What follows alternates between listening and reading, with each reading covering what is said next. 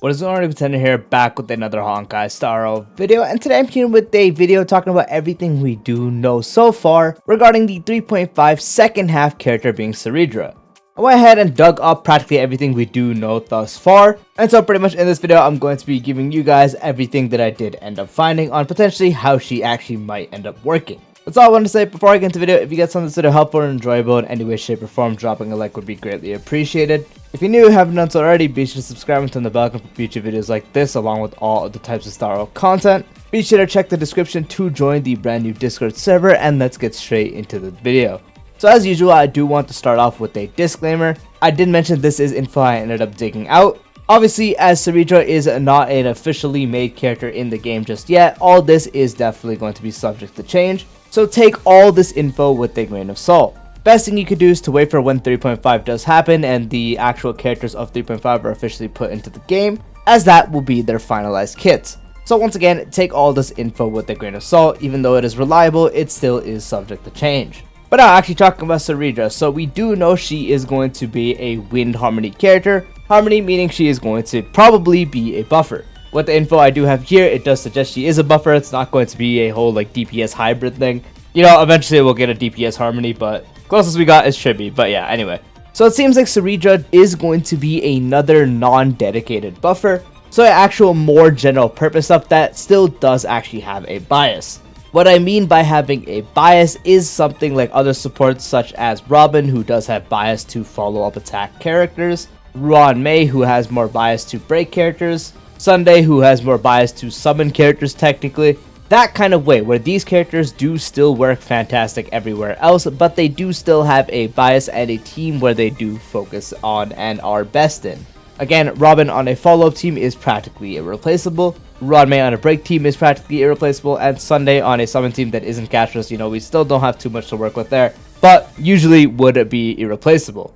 So it seems like Cerydra is also going to be fitting that actual case, where she is going to be a general purpose buffer, so probably going to have stuff that does work well with everyone. But her bias is actually going to be towards characters who do use their skill and have their skill as their main source of damage. For example, the Herda, her main source of damage does actually come from her skill. Is it going to make her replace Chibi on her team? I doubt it. But that is an example. Another example that is definitely probably going to be the best if they do have the bias is going to be Anaxa. Practically all of Anaxa's damage does come from his skill, and he does do skill twice, so that's going to be a big focus. And even the upcoming character Phynon, main damage is his enhanced skill with this meteor, so that's going to be a big focus as well. So it seems like Cerydra is going to be a buffer that primarily focuses on people who do their damage off skill mainly.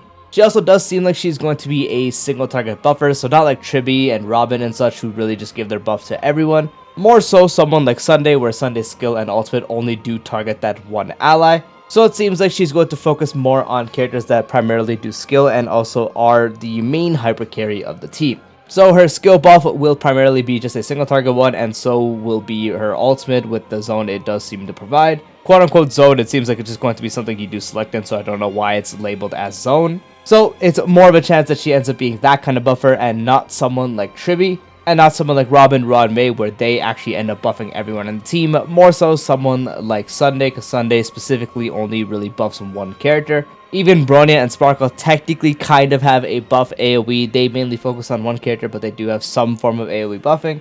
I'm gonna guess that with the way this is worded, it's going to be similar to Sunday, where you do just buff a singular character.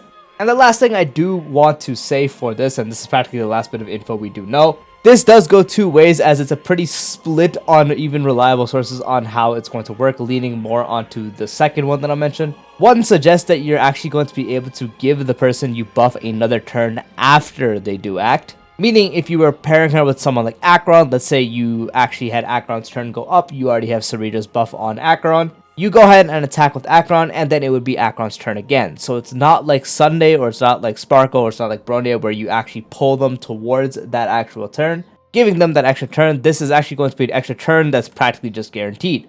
Meaning you can buff, and then after that attack that person that was buffed does, they get another turn to attack again. That was what was said previously. So now the second one, which more does suggest that this is actually going to be the case.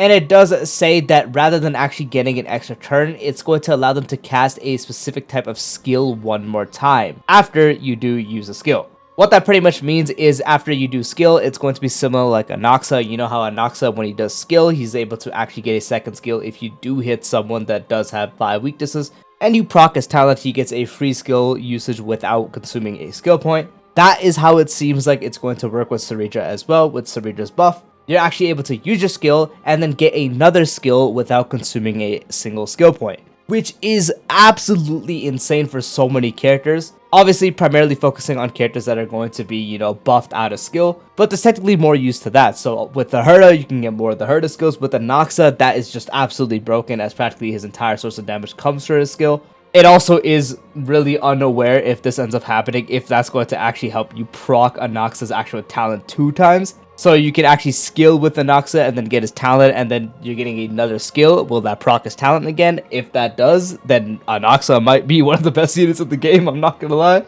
But yeah, this is also huge for someone like Finon, who would actually end up having his enhanced meteor, and as we know, instead of consuming skill points, it would consume the actual charges he does have in his ultimate. That would mean you're able to drop the meteor and then drop the meteor again without actually consuming those charges, which is going to significantly increase someone of his output, especially with the issue of how his base speed works, and you can't really get more than 60 DPAV without, you know, S1 and without E1 and so on. That is actually going to be a pretty big solution to the fact that you're just going to do so much damage within that instance. So even if you don't have the S1 or E1, you're just going to be able to cast actual skill twice. But yeah, practically anyone that actually does have their main damage come off skill. And if this actually does end up being the case, it's not only going to be the best for characters that do have this skill, it might actually be insane for characters that actually get more charges of their ultimate from skill. An example of that would actually be someone like even Jingwan. Let's go, another Jingwan buff, actual cockroach. He just gets buffed everywhere. Being able to use skill twice means you're able to get double the actual lightning lord stacks you would from using skill normally, as you're now getting 2 skill procs. For someone like Acheron, you're able to get another charge that you would normally because you're getting the skill twice, so you're getting to actually get more ult charge quicker.